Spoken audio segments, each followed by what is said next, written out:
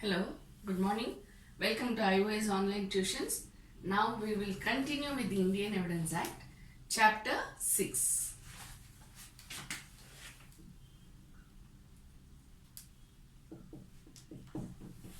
The title of Chapter 6 is Of the Exclusion of Oral by Documentary Evidence.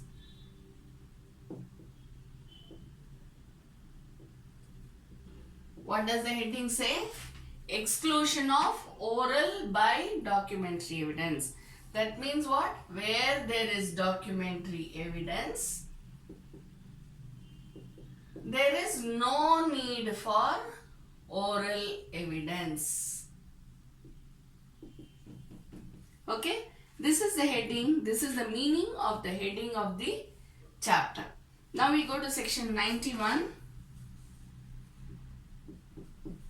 which talks about evidence of terms of contracts, grants,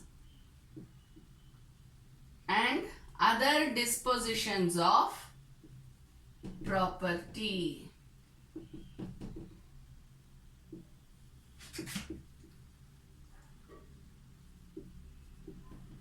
What does this say? Evidence of terms of contract, grants, other dispositions of property. All the three, provided it has been reduced to the form of documents. So here in this section, what we are going to read about, we are going to read, see this chapter deals with where there is documentary evidence, there is no need for oral evidence, right? So in this section 91, we are going to talk about terms of contract, grants, other dispositions of property. Now, how should all these three be? It should have been reduced to the form of documents. So when we are saying that it should be reduced to the form of documents, how should it be? It should be obviously writing. It can either be written or it can be an electronic record. Am I right? Now when we are talking about it can either be written or electronic record, document obviously is like that. So reduced to the form of documents means written or electronic record. When we say written or electronic record, you should remember the previous sections whichever are relevant to this one. Understand?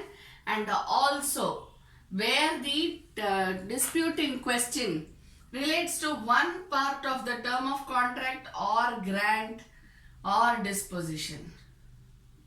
You have to remember that. Then you have to remember the provisions regarding electronic records, provisions regarding written document. So again you will have to go through the previous sections which are relevant to this section. So what does it say? Where the terms of contracts, grants, other dispositions of property are either written or in electronic record, there is no need for oral evidence. You remember anything? You should remember, right? Why? Because there are certain exceptions where you have the oral evidence even though documentary evidence is available. So when you are being asked a question in the mains exam, how should you write? If you are being asked a question directly saying that as per section 91, if the documents are reduced in writing, then there is no need for oral evidence. If it is as simple as this, you can answer easily. But if you are given a case study where it says the documentary evidence has been produced but it is like this.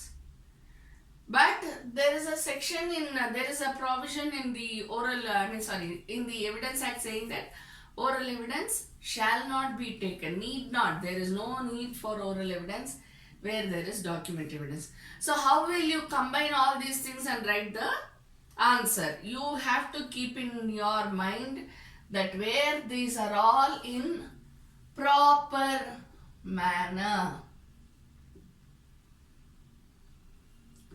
It is reduced to the form of document, no doubt, okay? but it should be written in a proper manner. What do you mean by proper manner? It has to be in the format as prescribed by the law for the time in force, duly executed, duly attested. You remember we read all these things. So you have to put into answer all these provisions. Only then your answer will be complete. Otherwise it will not be complete. But also see what the section asks for. What the question in the mains exam asks for. According to that, you need not write everything that we have studied relating to this section. Not necessary, but you should know which are all the ones which you need to put and which you don't need to put in the answer sheet. Clear? So when you are generally talking about this, when you are generally talking about a title saying that the exclusion of oral documents, oral evidence by documentary evidence. Okay, and then write the exceptions. If you have something like this, then you have to write everything including the exceptions. Where it has been tampered, illegible, we read all those things, right? So everything should be written down. Even if it is reduced in the form of documents, it is very clear. There is no smudging, there is no illegible handwriting, nothing. Everything is in proper order. Then what you should look at? Whether it has been executed by the appropriate person.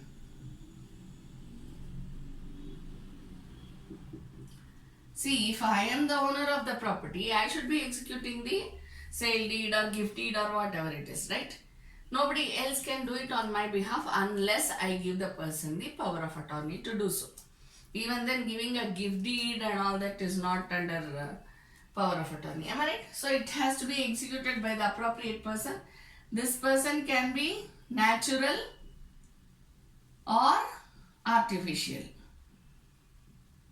When it is artificial, it has to be by the person who duly represents the artificial person. And then you have the authority. Public authority, public officers, official documents, we read all that yesterday. So all these you have to keep in mind and frame your mains answer in such a nice manner. Okay? We go to the next question.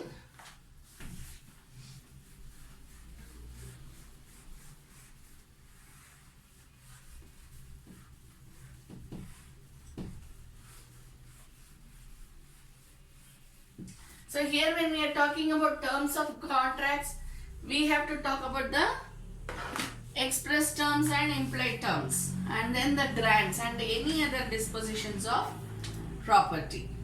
Okay. Now in this case, we have to see whether the document has been produced. Of course, again you have to take into consideration whether it is original or whether it is a certified copy or a photostat copy. You remember what we did yesterday. So everything should be considered when you are writing down your answer. Okay. Then we go on to the next section. Section 92. Exclusion of evidence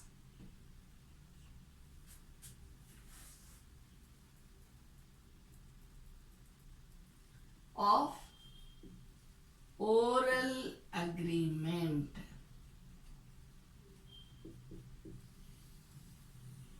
Okay. See, exclusion of evidence of oral agreement. What did we read in the previous section? Where the documentary evidence is available. That is what we did. Now here what we are talking about, exclusion of evidence of oral agreement. Where there is a oral agreement. Previous section, documentary evidence. Here, oral agreement. Where there is a oral agreement, if there is no need, okay. Where there is an oral agreement regarding, again section 91, then again there is no need for oral evidence on the same matter. See, this is pure logic, okay. Where there is an oral agreement, there is no need for oral evidence again because both are oral. What you need to prove? You have to prove it by documentary evidence, if any. That's the logic over there. Okay? So where there is anything which is by oral agreement, in that case oral evidence is not at all necessary. Again, exclusion of evidence of oral agreement. So where there is already an oral evidence, if documentary evidence is given to prove it, then it is okay. Otherwise there is no need for oral evidence. Clear? Then we go to the next section. You have certain provisos over there in the section, but it is the same thing what we have done now. See, when we are doing this, you should remember a part of it may be documentary, a part of it may be oral. When you are talking about an agreement, we read some time back, right? Part of it may be documentary, part of it may be oral. Say for example, where there is a variation of terms,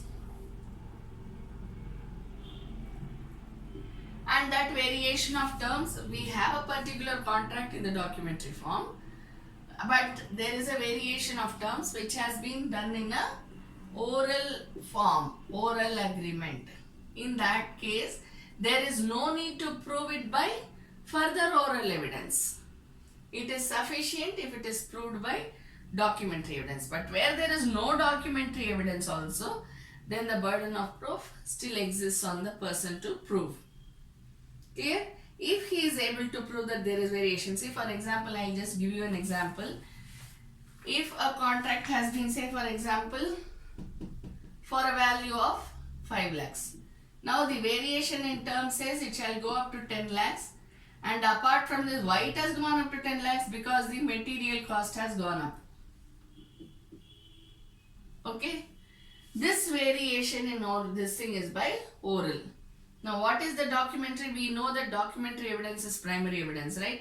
So when documentary evidence says 5 lakhs, here we are saying no, there was a variation of terms and we agreed for 10 lakhs. Then obviously the burden of proof lies on me, not on the other person, right? So how will I prove this? I don't have to prove it by oral evidence because law itself says exclusion of oral evidence of oral agreement. So how will I be able to prove it? If I have a document which was executed later, then I can show this document. But if there is no document, how will I do it? I will show whether it has been practically put to use.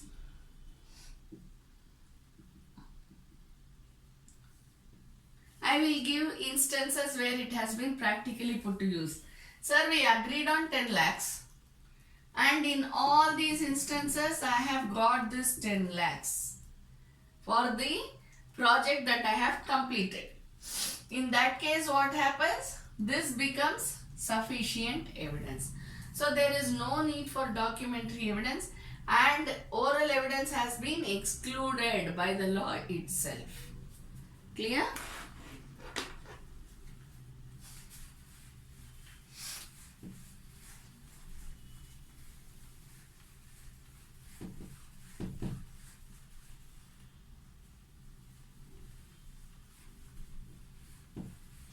Next we go to section 93.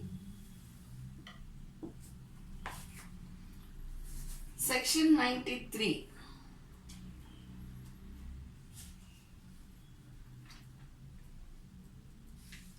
Exclusion of evidence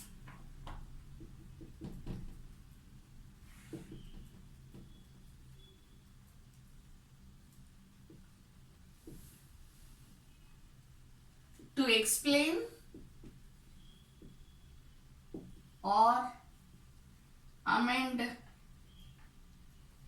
ambiguous document.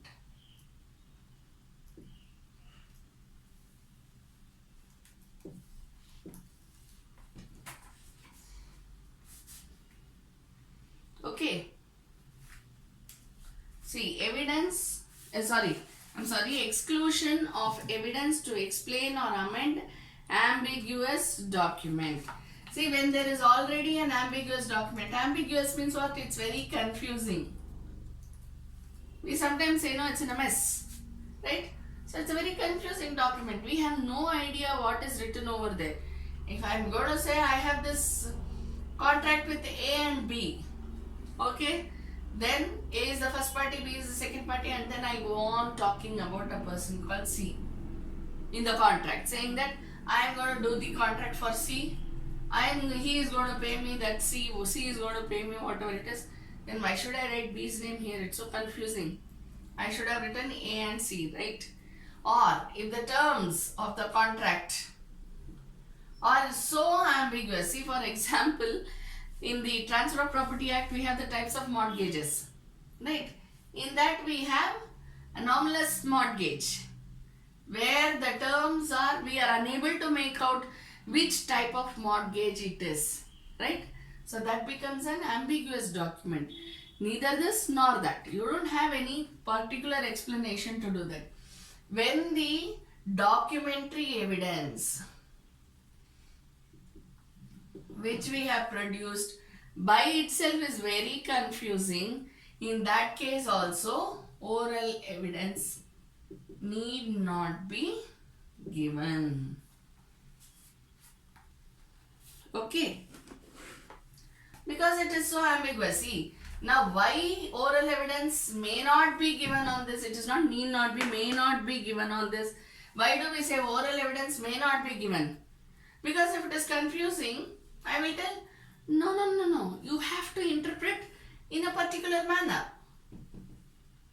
Whereas the opposite party will say, no, you're wrong. You should interpret in this manner. Now there's a difference. So because of this, oral evidence may not be given on ambiguous document. Other than this, you have already seen oral evidence may be given on terms which are local jargons. For example, we have certain legal terms which not everybody will understand. We have certain scientific terms which not everybody will understand. So in that case, those who are having special knowledge may come to the court and give evidence or write an opinion and give the evidence saying that this is the meaning of the term, this is how you should interpret the term. We were reading about constitutional experts and other experts, right? So that is how it has to be done. But where the document itself is ambiguous, see, we will take the same example of anomalous mortgage. When I am saying anomalous mortgage, when I am going through it, I will say, this is usufructuary type of mortgage. And then you will say, no, this is English type of mortgage. Other person will come, no, I don't agree with you at all. Okay? This is so confusing. I don't even understand what it is about. So we have a dispute amongst ourselves. When we go to court, obviously if I am filing the case, I will tell what I feel. You will tell what you feel, right? So it will all the more add to confusion. Therefore, oral evidence need not be given on this. Then we go to the next section, section 94. Exclusion of evidence against application of document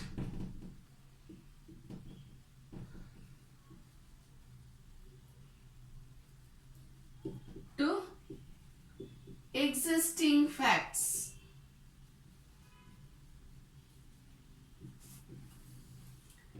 Evidence, exclusion of evidence against application of document to existing facts. Application of document to existing facts. What do you mean by existing facts? Facts which are the dispute in question. It is already there. It is there in the facts of the case. See, for example, I take, for a change, I will take up a matrimonial dispute. I say that I was married on so-and-so date to so-and-so person at so-and-so place. Okay? Obviously, my husband will not say, no, we were not married there, unless I am telling a lie. So when there is a proof that there is already, suppose my husband is also agreeing to what I am saying, then how will it happen? Obviously, I don't have to produce oral evidence on this. And no cross-examination will be done on this particular statement. Why? Because oral evidence need not be given, or any documentary evidence need not be given on the existing facts. Existing facts is the facts of the case which have been agreed. Facts are existing. So existing facts, how should you deem it? The court shall presume. Am I right? So when it is an existing fact, it is really happening, the court shall presume that it is happening. Therefore, oral evidence may not be given. Exclusion of evidence on application of document to existing facts. When you already have a document for existing facts, if I produce the marriage invitation, okay, if I produce the marriage invitation, then I don't need to give any oral evidence on it, because there is a document to the existing fact. Okay.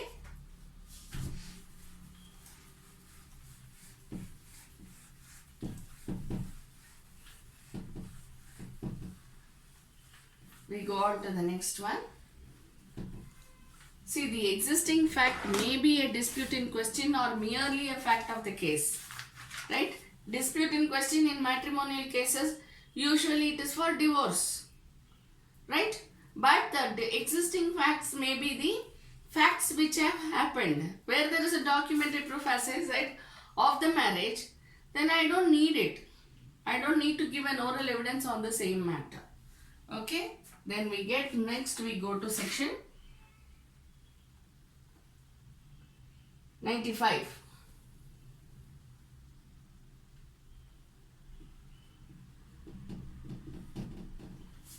Evidence as to document unmeaning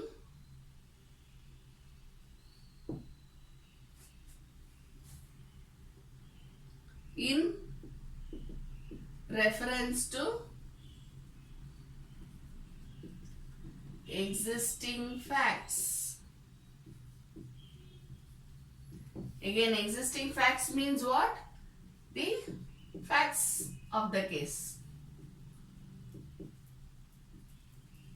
Facts of the case are existing facts. Document unmeaning in reference. Unmeaning means what? It gives a ulta meaning. Ulta meaning means what? It gives an opposite meaning. Need not necessarily be opposite, it can be different also. Right? So it can be either opposite meaning or a different meaning. If I am saying that prima facie says apparent,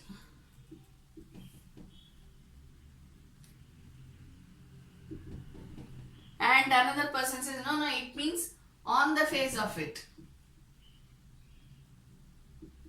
It's the same, right? So there is no unmeaning. The document is meaning. But suppose it says something different. No, prima facie means the prime, the main. That is the only document which needs to be considered as evidence. If I am telling something different from what is prima facie, then the document is unmeaning in reference to existing facts. See, we will take the same example of the divorce case. Suppose I have given the Kalyan Mandap as GRK. Okay, but actually the document says that it is GKR. Very minute difference, right? But the document is unmeaning in reference to existing facts. So in that case, oral evidence shall be given to set the meaning right. Oral evidence shall be given, not shall be given. Oral evidence may be given to set the facts right. Now this is not going to make a big issue. Right? There is not going to be any difference in the case as such, but this shall be taken into consideration. While taking it into consideration, oral evidence may be taken on this. Why? Because the document evidence which I have given is unmeaning. It is either different or opposite in reference to existing facts. Okay.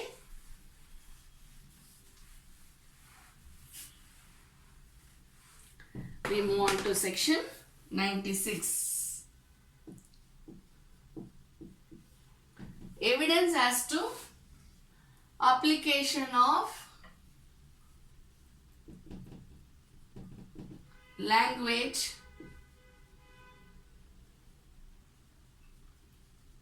which apply to one only of several persons. Okay, so in this case, application of language, what are we talking about? We are talking about the language. We are not saying about the regional languages, but the way in which I have put, if I say, suppose there are 4 defendants, okay, so how should my grammar be? The defendants.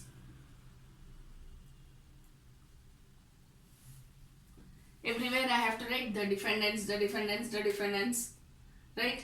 But suppose I write the defendant, defendant, defendant, then which defendant will it mean? I have no idea. I am very clear, but my grammar is poor, okay? So I write the defendant. So the judge will be in a fix as to which defendant I am talking about. Understand? The defendant are doing like this, Your Honor. The defendant are doing like that, Your Honor. I go on saying defendant, defendant, defendant. Now the judge will be in a fix. If it is application of language which applies to only one, only of several persons. There are 4 different defendants. I am saying the defendant, defendant. Therefore, there will be a confusion, right? So, oral evidence may be given. Always remember may. Don't say shall. May be given on this for clarification. Then when I take the oral evidence, when I give the oral evidence, I will say, when I say the defendant, I mean all the 4 defendants. Okay? Thank you.